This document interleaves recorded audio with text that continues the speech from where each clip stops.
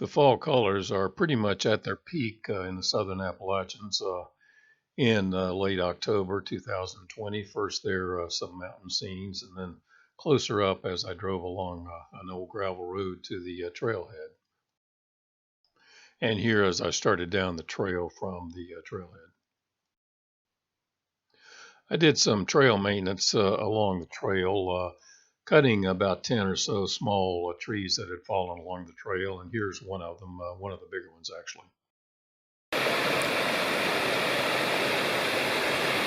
Here's the nicest waterfall along the trail. You got 3 of them there really, I guess.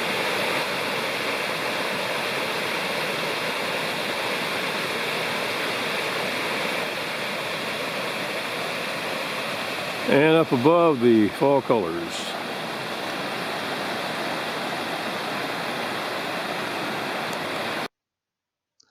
This photo was taken at just about the same spot as the 3 waterfalls. And note the red arrow on the left.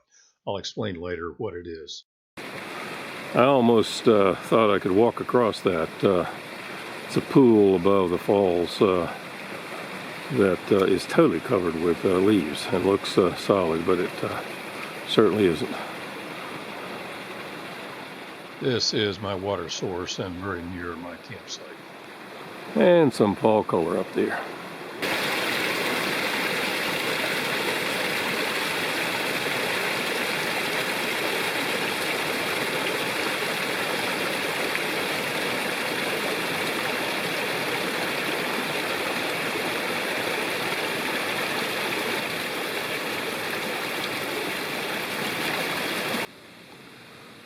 Well, the sun is set. It's somewhere after 6 o'clock, and I'm cooking dinner. Tonight is something called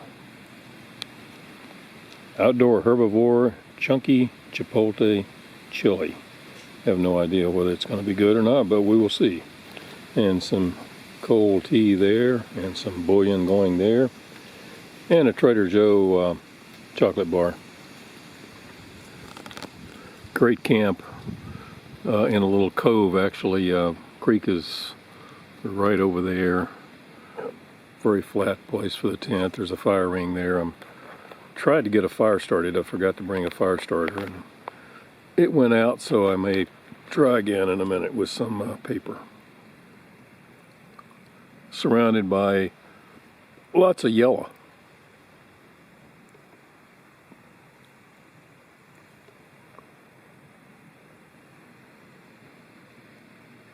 The campsite is amazingly quiet. All I hear is the murmuring of a creek nearby.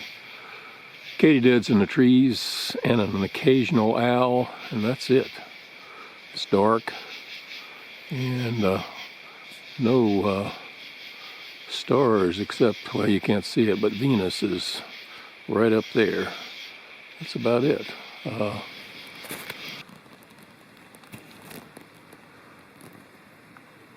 Well, it rained quite a bit this morning. I got my wish because I wanted to try out my new Big Agnes tent in the rain, and it's perfect for cooking. You got 2 alcoves, one over there to get in and out, leave my shoes and boots and all, and then it's UL2.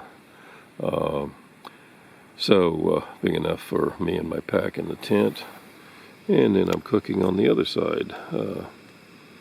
And pretty well ventilated. I've got to unzip there and on the other side, and of course underneath the fly. So oatmeal with added raisins and pecans and orange juice and some hot chocolate later for breakfast. And it's still raining outside just a little, now and then, pretty wet. But the tent worked well. It's totally dry inside, no problem at all. One of my latest new things is this little gadget here. It weighs like 2 ounces. And you simply click it, and it puts out a pretty good light. You could actually read by it almost, but it's certainly good. So if you get up in the night, that's thing to do. Just click it and you don't have to put your flashlight on. Rain is still dripping off the trees. And it got down pretty cold last night, in the high 30s, I guess. Early this morning I got up and put my down jacket on. And you can hear the rain coming down a little now, I think, probably. So I didn't get up until 8:30, hoping it would stop, but it didn't totally, so I decided to go ahead. Well, the day's turning out great. I'm breaking camp. Got the fly drying over there a bit. The tent is almost totally dry. And the sun came out, so perfect. I got to test the tent, and it's worked great. And there's the sun, brightening up and warming up everything. It's still pretty cool. So there's the trail I was hiking down. The 3 smaller waterfalls are down there. Here are the 3 smaller waterfalls that I saw on the way in. And I stopped here and looked back, and you really can barely see it, but I saw the white rock up there and was wondering what it was or how big it was. And then I saw off to the right the waterfall. You can barely see it in this picture. Some water coming down to the right. But this is the best view of it from the trail, and you ordinarily wouldn't even see it, particularly probably if the water was lower. But to get there would be, or is, very, very difficult to get closer to see it. But the highlight of the trip for me, for sure, didn't expect it and never heard of the waterfall. So I was walking along the trail, right here actually, and heard a waterfall over to my right.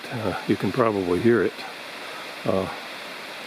But didn't see anything, and got down, and you can actually see from the trail 3 smaller waterfalls. But then on down I looked back up and could just barely see a huge rock and a waterfall coming over it. So I came back, and the waterfall is right over there. You can't see it at all, but it's on the other side of all that rhododendron. Rhododendron hell, they call it. I finally managed to make my way over it, and you've seen the pictures of it, or we'll see them. A really nice 30-foot or so waterfall, and particularly good with the fall colors all around. I just walked through some rhododendron, kind of like right there. I've been by this place, this is my 4th time, and there's a huge waterfall I never saw. I heard something in the past, but didn't see it. Here I managed to get down through the rhododendron to the upside of it, and that's not the waterfall right there. That's a tiny one compared to what's on down. And I managed to get down to this rock that's in between 2 streams. There's the main stream, and then right over there's a huge drop that maybe you can see. I'm going to try to get to it safely, but it's a big waterfall, a big drop. I don't know, 40 feet or so maybe, and I've never seen it before. So back in there, that's where I came from, over this big rock face, which really I saw first. There was a big white something, and I wondered if it was rock, and it is. And there it is. Incredible waterfall, maybe 30 feet drop. Looks great with the fall colored leaves.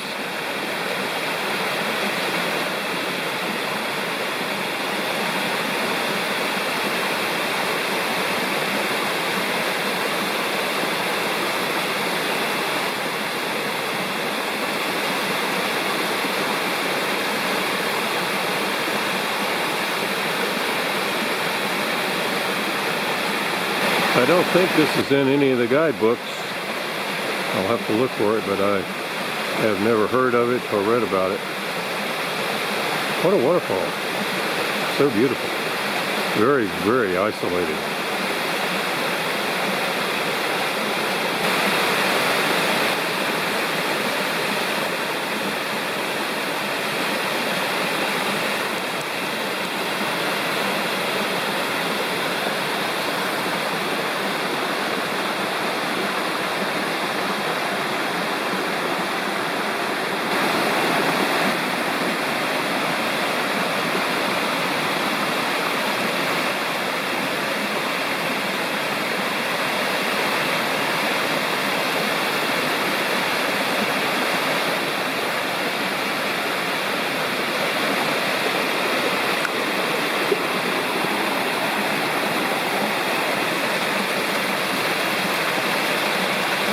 And right over there is what I came through to get here. It's almost impenetrable. And so it's hard to get to. And the lower part would be even harder to get to. I came across that rock there and across that water there, and then finally to this rock here, which I'm standing on taking the pictures. After the backpack, I decided to drive to another location to see what are called Swan Cabin and Swan Meadows, both located in the Nantahala National Forest. And on the way, here are some videos of the drive on gravel and dirt roads and the wonderful fall colors.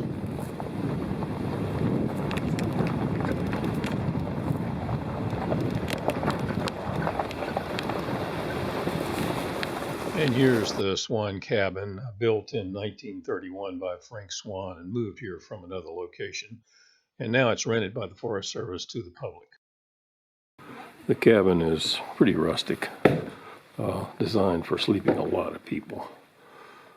Beds there, beds up there, beds in that room there, beds in that room there, and a fireplace that's no longer used, I guess.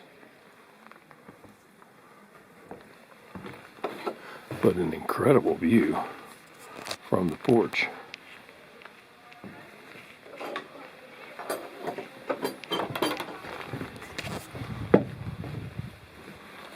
Creek down there, the meadows and the outhouse to the left there.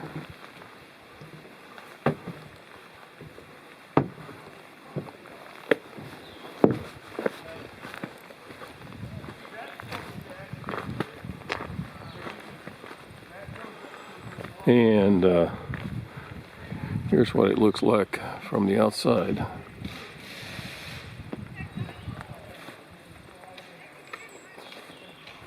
Well, this is Swan Meadows, which I'd always wondered what it was. I've never been here before. Right beside the Swan Cabin, which are down below Bob's Bald in the Nantahala National Forest. And at one time this was probably cultivated, I bet. But now it's growing up unless they mow it every now and then. Beautiful, particularly with the fall colors. And here a final panoramic photo of Swan Meadows, which is shown on most topographic maps of the area.